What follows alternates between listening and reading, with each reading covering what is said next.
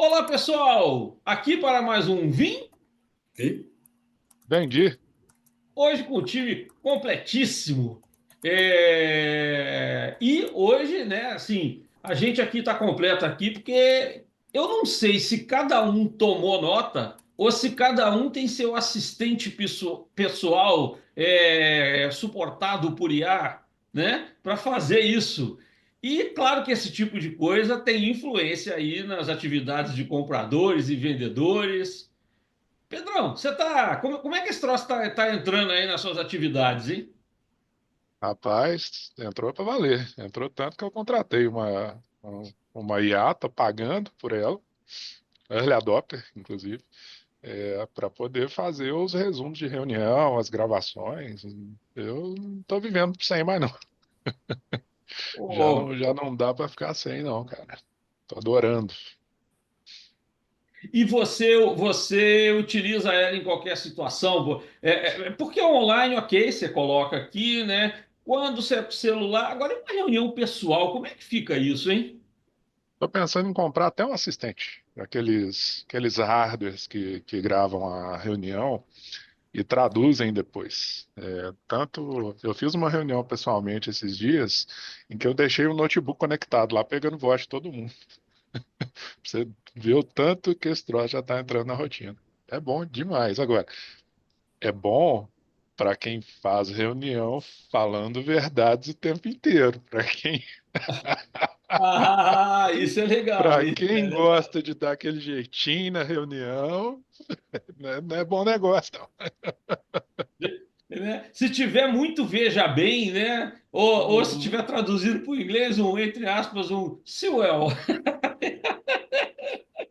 Exatamente, exatamente. Diogo, e você? Papel de como é que esse tipo de ferramenta isso está influenciando sua vida aí na área de suprimento? Você como comprador, o que tem de bom, o que tem de ruim? Como é que você está vendo isso? como toda tecnologia, eu vejo muitos pontos positivos, né? Afinal de contas, se não fosse tão bom, o Pedro não estava pagando por ela, né? É, Pô, e facilita muito a vida, né? De quem tem reunião muito longa, né? Confiar só na nossa cabeça nem sempre é a escolha mais inteligente, né? Então, você ter um recurso para utilizar para poder facilitar a sua vida, se torna mais rápido. Você não precisa ficar anotando, então você consegue focar 100%, né, durante a reunião, porque às vezes pô, você está conversando, é até chato, né? Você para, escreve alguma coisa, ou você tem que explicar, falar, olha, eu vou anotar aqui algumas coisas enquanto a gente vai conversando, então acaba que perde um pouco da cadência. O tempo hoje em dia é raro e precioso, a gente consegue usar melhor as ferramentas. Acho que é positivo também o fato de facilitar você divulgar aquelas informações e, igual o Pedro falou, e as verdades, né? O que está registrado ali, querendo ou não, você tem uma estampa de veracidade do que aconteceu ali divulgado para todo mundo. Quais são os riscos que eu acho que esse tipo de ferramenta incorre? Primeiro, não é nenhum risco, talvez mais uma questão de etiqueta, né? Você entrar numa reunião e você pedir permissão para as pessoas para que elas sejam gravadas, né? Ou avisar, no mínimo, se você é organizador daquilo ali que está sendo gravado, a pessoa pode escolher ou não participar. Isso já acontece em algumas gravações de reuniões naturalmente, né? Mas usando essas ferramentas de IA, isso ainda se torna. Tem mais uma camada, né? Porque qual que é o grau de segurança dessas informações? Para onde que essas informações estão indo? Com quem estão sendo compartilhadas? Existem informações confidenciais que não poderiam ser divulgadas ali, né? Então, aí você começa a entrar numa seara um pouco diferente. Mas eu acho que, assim, no fim das contas, o saldo é muito positivo, né? De usar aquilo ali. Inclusive, para você lembrar aquela pessoa que 2 meses atrás vocês tiveram uma reunião e ficou combinado A, B e C, e não C, D e E. Tô e errado? também, ô Pedro, é bom para combinar a data que o comprador disse E o que ia dar o comprador vai retorno dar para a retorno, gente, né? não é? É É bom para isso, excelente, né? cara. Isso tá, ó, é um É. must É esse isso. negócio. Tá combinado, né? Essa é boa, essa é boa. Agora, olha só, eu acho que esse é o desafio não só para isso, né? Porque outro dia eu estava fazendo aqui uma reunião em que a reunião era para ser virtual, mas das 4 pessoas, 3 estavam presentes. E assim, a gente ficou com 3 notebooks, um olhando para a cara do outro, porque a dinâmica da reunião online ela está se impondo bastante, porque a gente tem essas ferramentas, esse negócio todo, né? Quando a reunião é presencial, eu acho que tem essa questão. E botar um aparelho ali, isso é claro que depois de um tempo esquece, mas não gera alguma inibição. De repente a conversa pode não fluir tão tranquila como deveria fluir. Você não tem esse tipo de coisa, não, hein? O Não sei. objetivo quando você faz uma ligação para algum lugar, fala, essa ligação pode ser gravada, é justamente para você pensar bem no que você vai falar, né? Eu não sei. Eu acho que pode ser que a gente tenha esse receio, né? Inclusive, se eu for comprar um negócio desse, devo comprar, porque tem um ou outro cliente que ainda prefere o bate-papo presencial. Eu vou experimentar primeiro nos clientes que já fazem reunião comigo online e já estão acostumados com esse note taker. Estão acostumados que o cara já me pede e-mail agora. Me manda aquele resumo lá daquela IASU. Então eu vou testar primeiro com esses caras, né? Ó, trouxe aqui, ó, nossa agenda presencial, mas vamos deixar o assistente anotando para nós aqui também. Para Não, depois a legal. gente testar para Porque outros. tem. Quando a gente está falando aqui numa tela de computador, é normal a gente falar por microfone.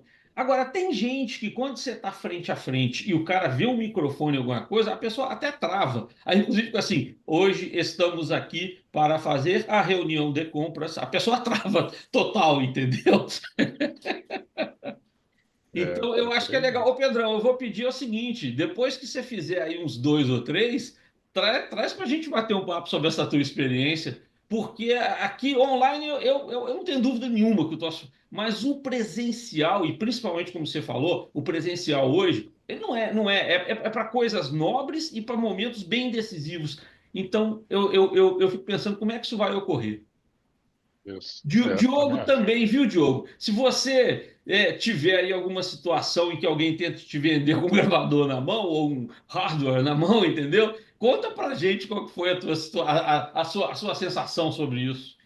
Vou contar, mas você falando aí, eu comecei a pensar. Teve um caso, há não muito tempo atrás, em que foi uma conversa inicial de venda de um produto que eu estava prospectando e a pessoa perguntou, falou, olha, você se importa se eu gravar essa reunião?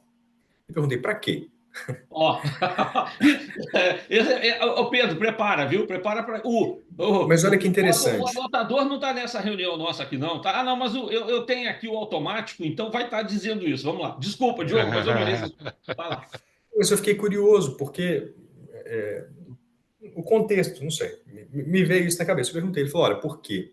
O meu supervisor ele não pôde participar, ele gostaria de participar dessa reunião depois, e inclusive depois eu vou discutir o que nós falamos aqui nessa reunião para ele. Eu estou aqui há pouco tempo e tal, e é uma forma que eu uso para ele poder me dar feedback do que eu estou fazendo.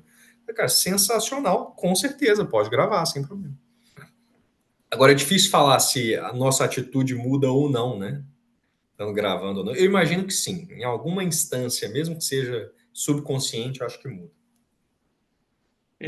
Então, talvez, Pedro, eu acho que uma atividade a mais para o vendedor talvez seja criar, digamos assim, uma condição para que a coisa se torne mais tranquila e não direto meter um microfone ou um aparelho que tem um microfone na cara do outro lado, porque pode gerar esse papo meio estranho, né?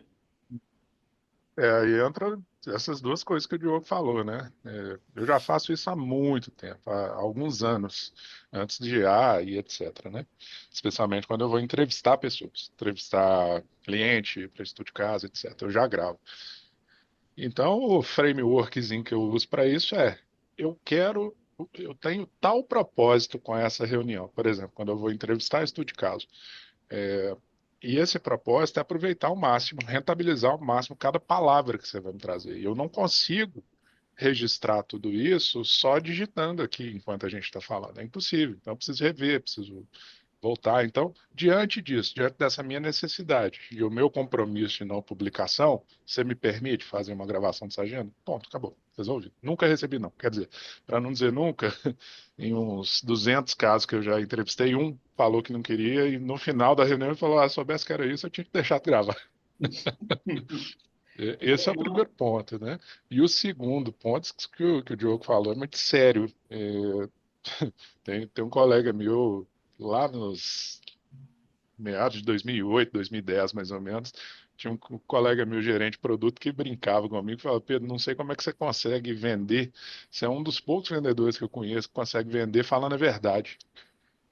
Então, as minhas agendas técnicas, comerciais, elas já são legítimas há muito tempo. Isso que o Diogo falou, essa mudança de comportamento, não aconteceu comigo, cara. Continuo fazendo reunião exatamente da mesma maneira. Por isso que, para quem fala a verdade, é uma maravilha. Para quem está indo de xalalá, meu amigo, cuidado antes de começar a usar esse recurso, tá? Boa dica.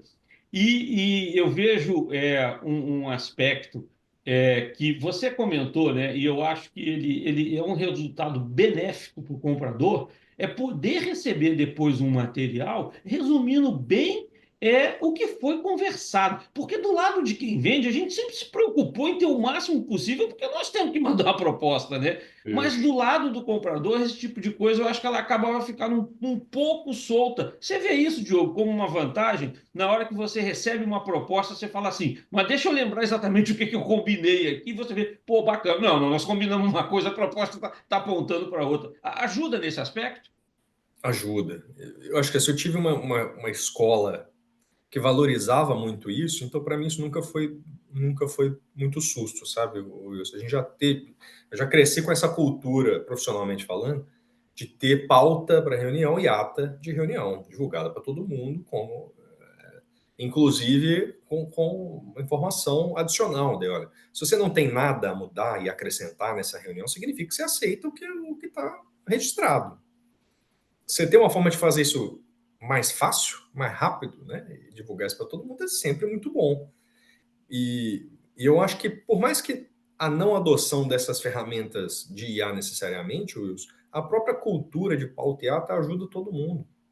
Porque, de novo, né, Demais. confiar na cabeça, cara, na memória, não Demais. funciona. Você ter um registro daquilo ali é mais seguro para todo mundo, digamos assim, né? Preserva relações, né, do que dito por não Boa, dito. boa. E teve um ponto que o Pedro falou, né? Eu vi poucas pessoas na minha vida que eu invejo que tinham a capacidade de prestar atenção e anotar ao mesmo tempo, seja no computador, seja na mão. Eu não consigo, eu sou monoprocessado, ou eu anoto ou eu presto atenção. Então, isso para mim quebrou o maior galho, sabe? Eu imagino, Pedro, quando você falou isso, você estava exatamente nesse ponto, né? Porque quando você anota, você perde alguma coisa que é falado, não tem jeito. Até que não, porque eu sou um desses poucos aí que você conheceu, que Ah, presta então, atenção ótimo, anotando. parabéns. Não, eu sou Então, monoprocessado, não tem jeito. o anotar para mim é até um exercício bom, porque reforça os pontos importantes ali.